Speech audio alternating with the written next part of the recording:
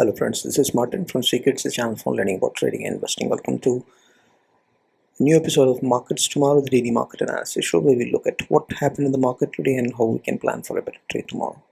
This is analysis for February 9th, Wednesday, tomorrow, 2022. Oh, very volatile day was what you could see in the market today, and tomorrow is an RBI policy. Let's see how did it go today, right? So it's a pre-market analysis for tomorrow, as I said, and we'll be making use of all of these parameters that you see on the website. You'll also have an additional data analysis and wrap up, like you see on the right side. So wasting time, see the candle, see the big size. It shows bulls are there. See the big size, bulls are there.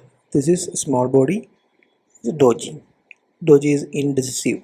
Market is unsure what to do, right? This is hammer. Wick size shows presence of bulls. A hammer, usually on a downtrend, could be a reversal of a trend, which means it could be a potential up move. Right? It's not necessarily always, but that's what the candlesticks are saying, and that's what the charts are saying. Right? So again, this is a support zone, right? Because previously this zone was the resistance, and then it broke out from there, right? And now that is now acting as a kind of a support. So whenever a previous resistance acts as a support, it is a change in polarity. That is there in BANKNIFTY. Same. This is a breakout zone. So there was a resistance earlier. It's acting as a support now. That's a change in polarity concept. Right? So there is a chance for a bounce up from here. There is a chance for a bounce up from here on the Nifty and the BANKNIFTY also both. Let's say so 53 points up, flat. Indecisive doji. That's what you see on Nifty on the left side. 33 points up, that's almost flat. A hammer pattern, we already discussed that. Intraday, that is where the beauty is. See the W pattern. This is where today it started, right? Highly volatile ahead of the RBI policy tomorrow. See, big down move, then equal amount of up move, then again down move. Then it's very, very difficult to trade this intraday. Right? So it give indications by these two hammers. But it's very difficult to catch that. And that's this hammer indicates that the trend is over.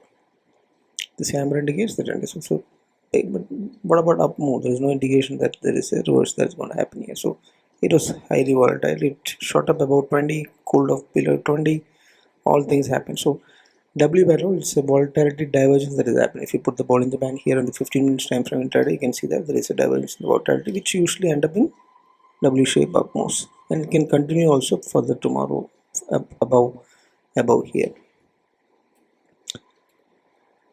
So that is what. So Bollinger Bands, as every day we say, the Nifty Bollinger Bands are showing that it is slightly bearish because the expansion is happening on the downside, and the volatility is going to be huge because the width is too much. And Nifty volatility is less because the width is less. It skews has happened, and it is again sideways movement with less volatility. Sideways with more volatility is Nifty, and sideways with less volatility is BANKNIFTY. And slight bearishness is the same because of, in the Nifty especially. Right? So BANKNIFTY seems more bullish. Make a note of the support resistance levels. Today support 17,200, 17,300. That is gone. 17,000, 17,050. That is where exactly it bounced up from today.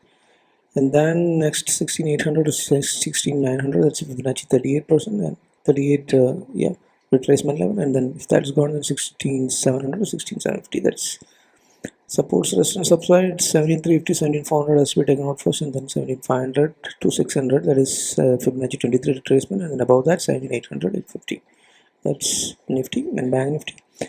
38,000 seems to be kind of support.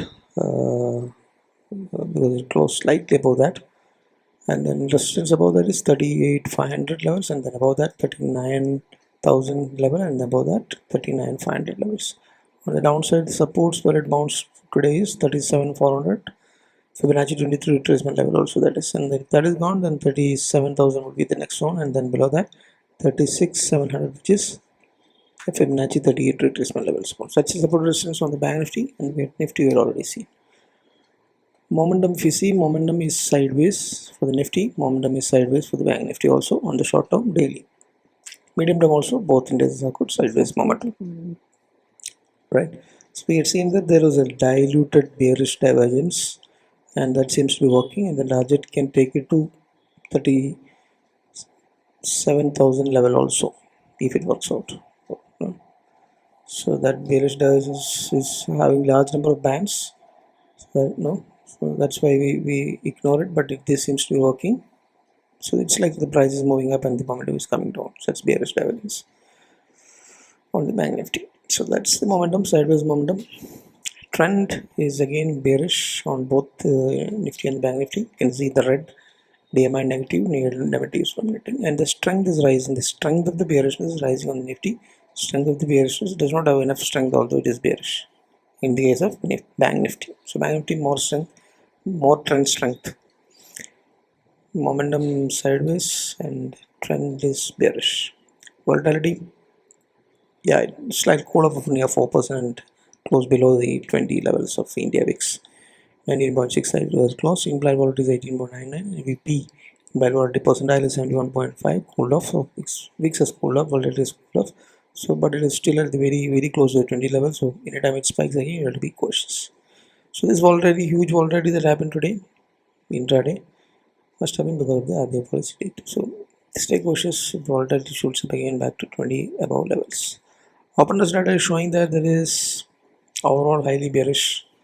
The charts are saying that there is huge resistances, and hardly less contracts in the support levels. Call writing is seen everywhere. Bank Nifty seems to be not having that much, but huge resistance is there at this particular zone of 38,000. So let's see where the highest. So the range for the Nifty open interest support, highest put rating and highest call rating is 19,000 and 7,500. It's a tight range, 2 days hour of expiry. 16,500 also has good put rating, and then 7,800 is also having good amount of call rating. 0.54 is not very bullish, and short covering is what happened in the futures open interest rate on the Nifty, which means there's a potential of up move tomorrow.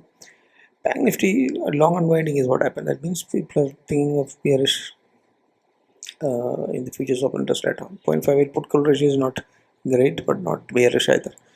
So the range is narrow as we see in the Bollinger. 38,000 and 40,000, 2,000 points range is where the highest put rating and the highest call rating is seen. 37,500 also has a good put rating, and 39,000 also has a good call rating. It's a resistance, right? So that's open interest analysis. Correlate this with the charts levels, and then you'll get to know where you have to get out and get in. Take positions, pyramid, whatever. Now heat maps shows that Reliance and Bajaj Finance did excellent.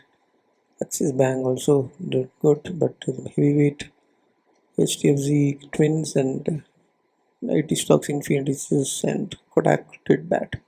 So overall, the pharma and automobile sectors performed. Chemicals also performed. Rest most of the them did not perform. Consumer and fertilizer also performed, but the big financial services and IT and FMCG did not perform. Automobile, pharma performing. Right, that's the sectoral. Let's quickly go through the index heavyweights. Nothing much interesting to see here, but HDFC closed. HDFC Bank closed bearish at the sideways momentum at the edge of the trend line, and HDFC also moving towards the next support zone down here. So bearish momentum actually on the short term and closed it. Reliance did well today and seems to be having sideways momentum, but it's in a cup and handle. The handle formation is what is happening on the what you see here, but it moved the market today and kept the market stable today. Infosys again kind of closed green today, but sideways momentum. So kind of consolidation may be happening. No particular price pattern is coming up. ICICI Bank also closed green, sideways momentum, right? Seems to be within a channel. Kodak did not do well, closed red, but hanging around at this previous support zone, and there is another one down here. TCS closed red. Within the channel still the resistance upside there, sideways momentum. Right? That's nothing interesting seen in the index heavyweights except the Reliance performed today. IT fell off. How no, it was IT did not do 0.3% down and bearish zones momentum short term. Metal closed up, and so the only sector in the short term bullish is metal now. Auto also closed flat but sideways momentum. And pharma also sideways, closed green, but pharma closed green, but momentum is sideways. FMCG closed flat sideways. Reality down and momentum sideways. So all are sideways momentum except for metal. We has come in the short term bullish zones, but there is a risk of entering now because the weekly momentum is not caught up with, and also there is a resistance immediately upside. So better to stay away until you get a confirmation of the momentum sustaining at this levels, right? So sideways momentum need to move to the bullish before you can have a top down approach to pick the stocks from the sector. Today's institutional participation is not available, but as yesterday, institutions are selling big, including DAS, which sold equal amount. 3,000 crores is sold by both institutions together. Fyers and DAS joining them is not a good, but today it might not have happened. Fyers might have still sold it, but probably the DAS bought it today. Looks like that is not the look at later. Now, USD currency has weakened again today. Seems to be consolidating between this resistance and the support zones. It is kind of consolidation in the US index, dollar index. That is what is happening. So dollar is not spiking too much. So, but USD currency RNR also is kind of consolidating. Crude oil has cooled up a little bit, come down below 90 to 88 kind of levels. Momentum is still there. There is some kind of divergence also seen. So there is every potential that it can again shoot up back to the 90, 100, that kind of levels. Right? So this is very much within the channel. Gold is attempting for 6th or 7th time in last 2 years to take out this resistance here, channel top, and also the resistance on the upside. Never know. Today it's closed red.